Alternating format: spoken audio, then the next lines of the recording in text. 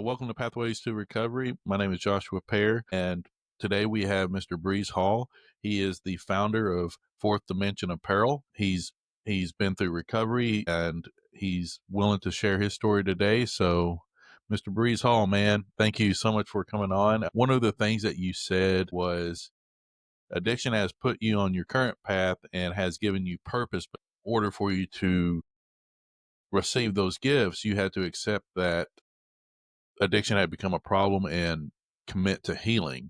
So my question is, can you walk us through those early years and how addiction first entered your life? Yeah, first, thanks for having me on, man. I appreciate it. So, my story really starts as a child. I grew up I had a traumatic upbringing, right? So, my father was an alcoholic, and there was a lot of physical and emotional abuse in the home. Around 13 is when started drinking alcohol. Once I started drinking alcohol, smoking weed came my release, right? Or my escape, rather. You know, my father passed away at the age of 14. He was an alcoholic, but um, he had tried heroin at that time, and he ended up overdosing. And then once that happened, my mother kind of did her own form of escape, right? So she started going out all the time and kind of leaving me at home with my younger brother. Without my father being that authoritative figure in my life, I just kind of things started to escalate quickly. That kind of accelerated over the years. It took 30 years before I got to a place of complete desperation, you know? What were some of the main substances that you used? How did it evolve over time? So, people ask me a lot, what was your drug of choice? I don't know if I could identify a drug of choice, right? It all depended on accessibility. It was never, sure, I enjoyed the highs, right? But it was never really about that. I could say that in hindsight. It was alcohol and marijuana for pretty much all the way through high school. Around 19 years old, I ended up trying cocaine. Cocaine at that point was still just kind of like, okay, it's the weekend, we're going out to the club or whatever, to the bar, to a party, we would get cocaine. And then, this was late 90s, early 2000s. So right around that time, ecstasy or MDMA became like a really big thing, at least in my area. And then once I tried that, that became like, it wasn't a drug where you could do that every day, because if you do it, too close together, you won't feel the effects. But I would do that as often as possible, right? And then it led into, opioids, Percocets, and things like that. But throughout the past 30 years, I kind of dabbled in everything. I had an extended period of time where I was smoking PCP, and then, um, eventually in the later years, right before I got clean, I would say the last 4 years, I had switched from cocaine to crystal meth. The crystal meth was cheaper, much more affordable, and it was much more accessible because the cocaine was like pretty much not cocaine anymore. You're pretty much wasting your money at this point. No, I remember the first time I tried methamphetamines. I was like, I've been wasting all my time and money. Yeah. And, in the early stages, I was like, oh boy, was that a mistake, right? Yeah. Because things went south really fast with that. The depression got extremely bad. The tolerance was crazy. I remember I would get a quarter gram, and it would last me for, you know, days, pretty much throughout the week. And by the last couple days of my using, or the last 6 months of my using, I was buying an 8 ball, and it'd be gone in a day. But, I'm thankful that I did make that choice, because it took something of that magnitude to push me to seek help, you know. And you said previously that addiction robbed you of your happiness and it strained relationships. Can you expand on that, paint that picture for us? Yeah, for sure. My daughter is an adult. Um, I have grandchildren now at this point. Grow When she was growing up, my idea or my concept of like fatherhood and like raising a child was much different than it is today, you know? And it had a lot to do with my upbringing. You know, my father had taught me what all of these things that represent respect, right? So my father was big on what he called respect. I now can see that that was like a distorted understanding of respect. And that put a huge strain on me and my daughter's relationship. Things have gotten better, but it's very hard for me not to look back and say, I wish I had done things differently. You know, and then my wife, obviously we had many fallen outs and things over my using, and my mother, my younger brother, like it pretty much touches every aspect of your life and every relationship you're involved in. Me and my mother's relationship was fantastic because she was such a caring, loving individual, but I certainly made that difficult for her, you know. And my younger brother did some time. He was incarcerated for several years, and my ego and my pride to say I told you so caused me to like not support him through that incarceration. So these are all things that I look back on, and I try not to have regrets in life, but you know, if you have a magic wand, maybe you would do some things differently. What were some of those early signs, those red flags that help you that you can recognize now in hindsight? Man, they're endless. And what's wild is they weren't, I just could not see them at the time. People would point them out to me and I would still not see them. But you know, from the very first time I started drinking, right? I remember I was 13 years old and I had a buddy, and his mom would go to the liquor store for us on the weekends, right? Friday night, Saturday night. And, you know, she would buy us some beer and we would drink the beer. My buddy would like tap out, you know, he starts not feeling well or whatever. And I just didn't have that in me, right? I just wanted to keep going. And then, you know, I remember pestering him throughout the week, you know, like, hey man, try to get your mom to go to the store for us, get your mom to go to the store for us. And he just thought that was absurd, right? He's like, we have school. Like, it's just not, where is this coming from? So, you know, that would probably be the earliest memory of me thinking back. There were many red flags at that point. But again, you just choose not to see them.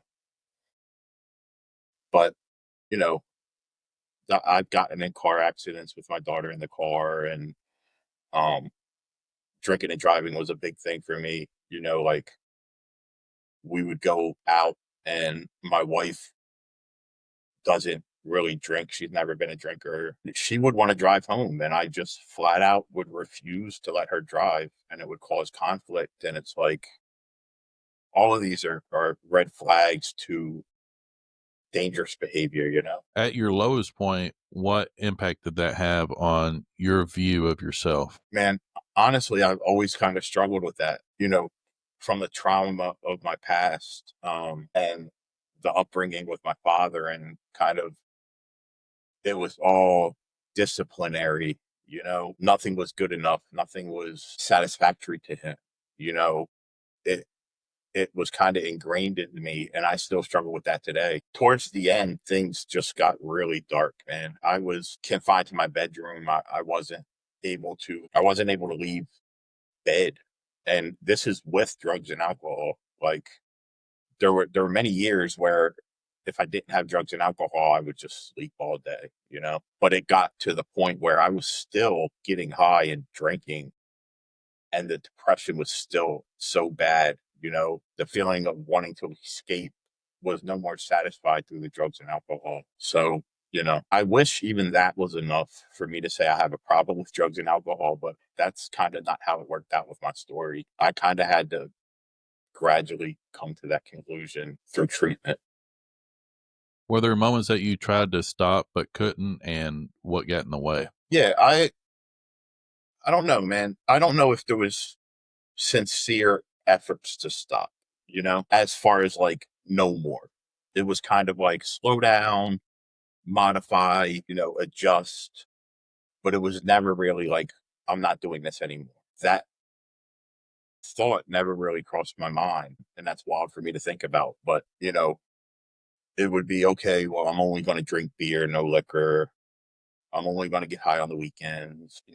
I'm only going to buy 5 pills, those type of things. What was that breaking point that finally opened that door to change? You said treatment? Yeah. Well, so my recovery date is February 2021. From 2020, no, from 2019 to 2021, the beginning of 21, I was in and out of like mental health facilities, and I was struggling with my mental health all around. I am dual diagnosis, like I do have bipolar as well. So, you know, it was easy for me to blame everything on that, right? And like, even though everyone in my life is telling me the drugs and alcohol are not helping, when you're in it, it kind of, they seem to be the solution. And now today, I would say they even were the solution for a long time until Yeah, they stopped working.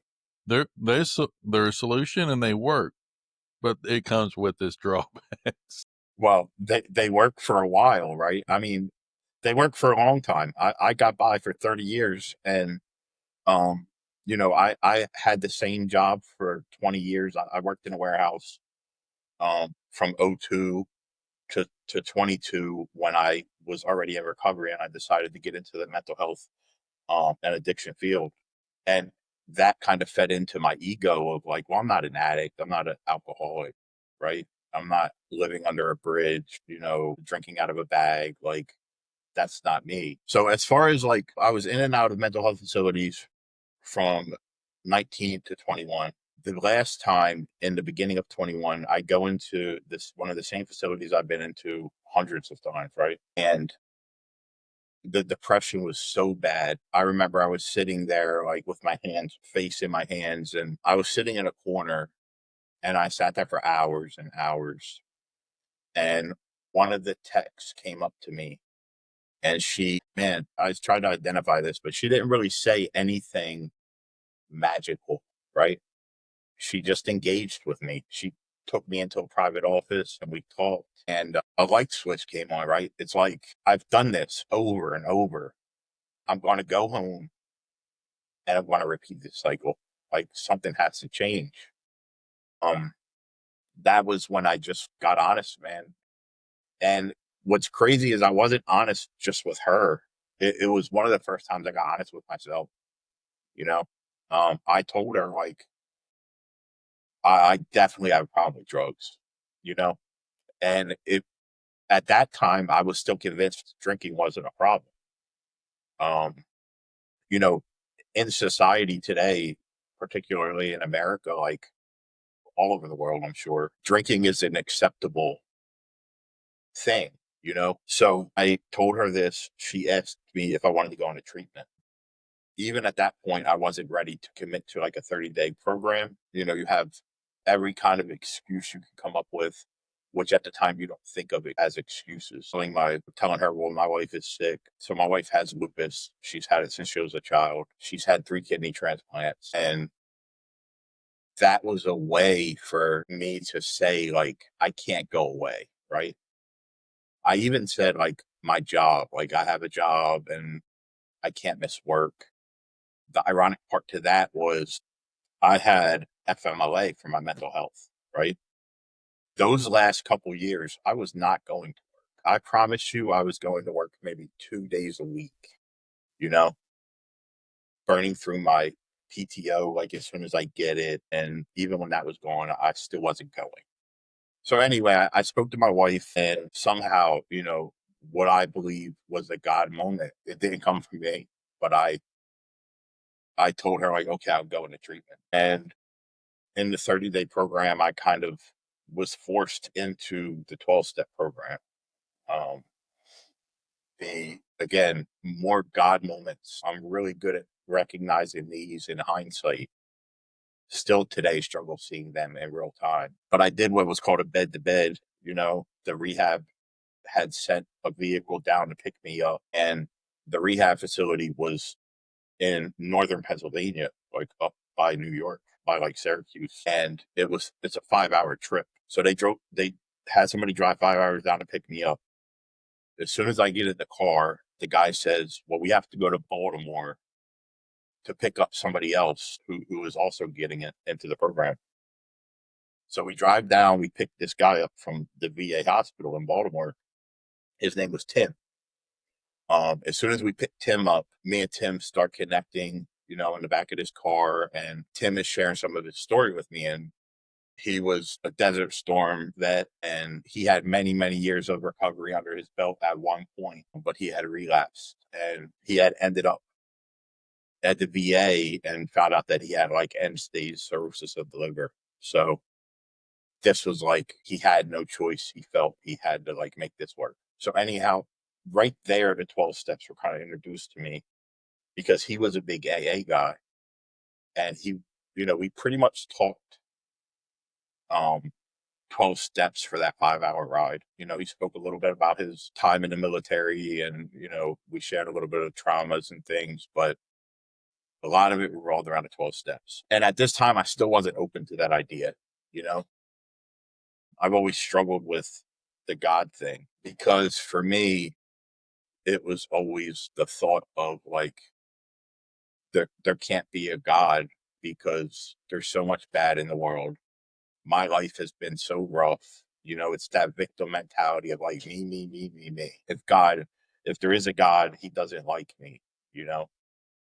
So in return, I don't like him. I don't want anything to do with this, right? But then when we get to the facility, they have a policy. We only get one 15-minute phone call a month. I mean, a week, pardon me. One 15-minute phone call a week to our family on Saturday. And in order to make that phone call, you had to attend morning meditation and the 12-step group every day of the week leading up to Saturday. Me and my wife have been together since I was young. We got together when I was like 19, right? I was kind of very codependent. I worked and I made income, but my wife was on disability. She did all the cooking, the cleaning, the laundry, all of this stuff. And I just felt like I couldn't survive without her. So that in turn made me attend those meetings, you know? That combined with the state of desperation that I was in and the feeling of like something has to change, I was honest with them about what I seen as barriers, which mainly was the God thing. They gave me a copy of the big book and they told me to read the chapter, We the Agnostics. And when I read that chapter, I became more open. My walls slowly started coming down. I was reading a lot of books. And when I was in the rehab, when I was in the mental health facility, I was reading books. I had all of the books that I was reading at that time, which were like, nonfiction, mob books, drug dealer books, and like all of this stuff. Once they gave me that book and I read that chapter, all I read was that. So the 12 steps kind of grew from this 1 hour meeting every night to like, that's all I'm talking about with these guys in there. Another like God intervention for me was a lot of the people in that facility were very familiar with the 12 steps, you know? And an older me would say, well, this is proof that 12 steps don't work, right? Because they're all in a rehab with me. And if they're such experts on this program that is like saves your life, it's just proof that it doesn't work. But I was so open and I was in such a state of desperation that I was like, a lot of these guys had 10, 12, 15 years recovery at some point in their life. And sure, they made a mistake and they were back where I am, but they had achieved something that I never had achieved. You So, called it the gift of desperation. What do you mean by that? yeah, absolutely, man. I was not going to make a change. I struggle with the term rock bottom, right? Because I can think of many times in my life where I was like, this is my rock bottom. But did I do anything? I tried to do things about it, but did I fully commit? Did I tear down those walls and become open to doing whatever it is, even if it made me uncomfortable, like believing in a higher power. I was not ready to do that until the desperation was so great, and that's why I refer to it as a gift, because it made me be open to suggestion. And that's what I owe my recovery to. Man, I totally feel that. There's same kind of thing. I went through a program and we had to do morning devotions. I ran across a scripture that talks about the God of comfort. And what it pretty much boils down to is we had to come to a place of death pretty much by our own doing. We wanted to be in charge, we wanted to be in control. And it led us to a place of like where we're begging for death. And that had to happen. It says this had to happen so that we learn to rely on the God of comfort. And man, being at that point and then reading something like that, I can definitely understand how you describe desperation as a gift, because we had to realize what our and you hear it all the time. My best thinking got me here today. What recovery tools help you practically, emotionally on a day to day? So, obviously we spoke about the 12 steps, and I'm um still actively involved in the fellowship. I still engage with my sponsor. I still go to my home group. I still do service work. I admittedly am not very good at the sponsorship thing. And that has a lot to do with my self-worth, you know, that type of thing. Um, and that's something that I continually work on. Um, but it I've been at this about it. Actually, today is 4 years and 5 months, right? So I have a long journey ahead of me. But outside of that, man, I there are many other things that I do that help me in my recovery without the goal being to help me in my recovery. I mentioned that I changed fields, right? So right now I am a certified uh, certified peer recovery specialist. So I work in a prison in a recovery program. I try to share insight on things that have helped me make a change in my life. And the way that helps me in my recovery is it keeps that pain fresh in my mind. I will forget really quickly why it is I'm in recovery. I don't have as many of those moments where life gets hard and it's like I want to escape through drinking and using. But I know that if I forget that pain, those thoughts will return.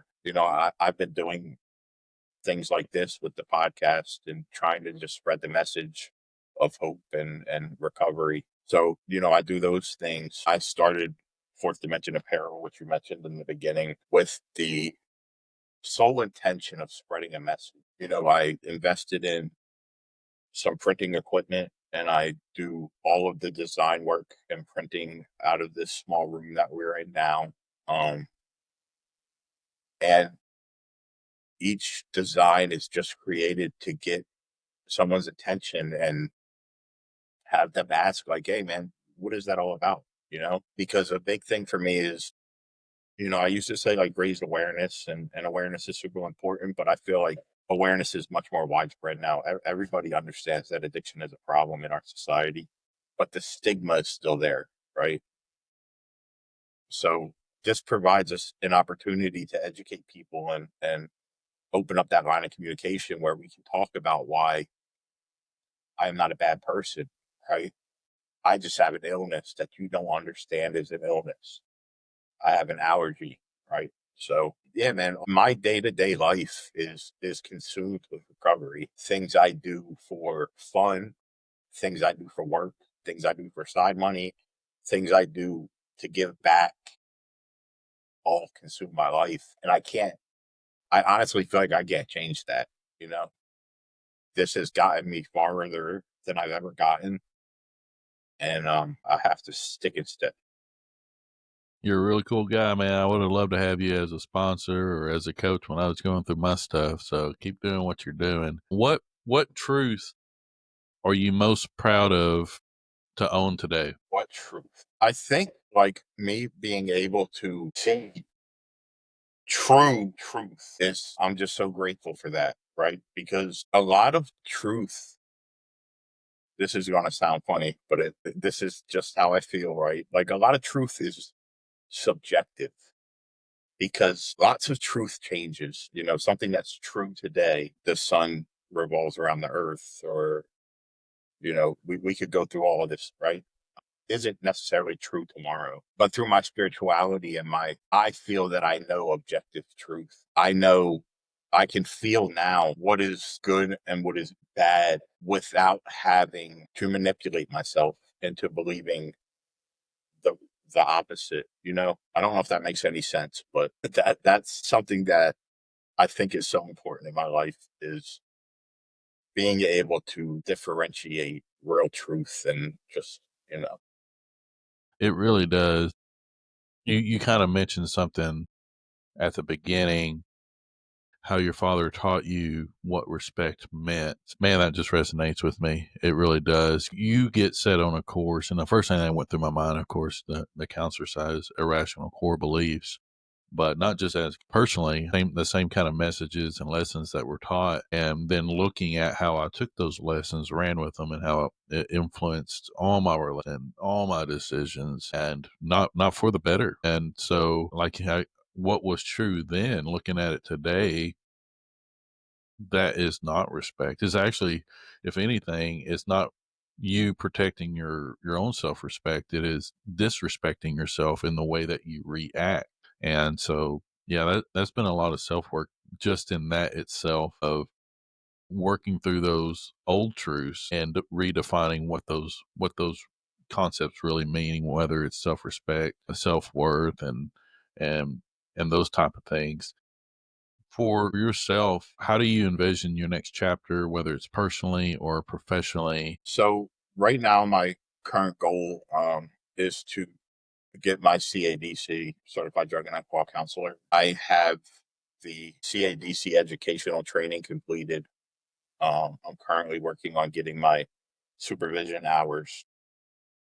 You know, one hurdle that I'm facing with that is my degree. I've kind of dug myself into a financial hole with the government, making it difficult for me to get student loans.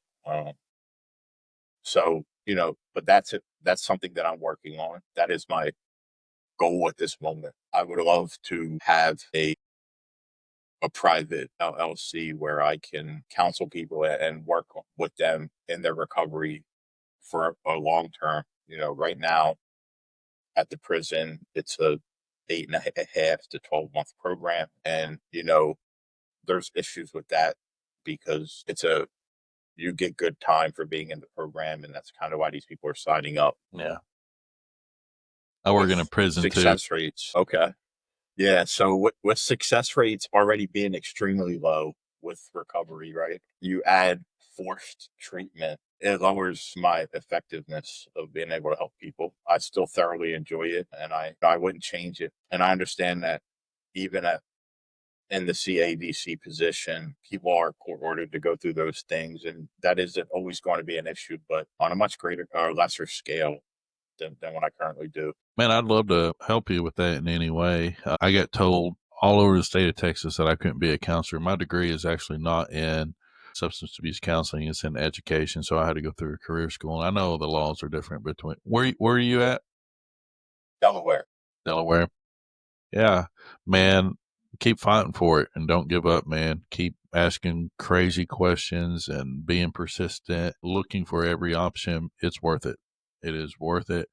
Like I love my work in the prison, but I also like the ability to provide services in other ways as well, man. And I see your heart, and I think you have a whole lot to offer, just in the way that you word things and the insights that you gained in your own process, man. You have a lot to give. One of the questions I have for you now is: you described earlier either sleeping or using drugs to try to escape either the trauma that you experienced or maybe the chaos you were going through then.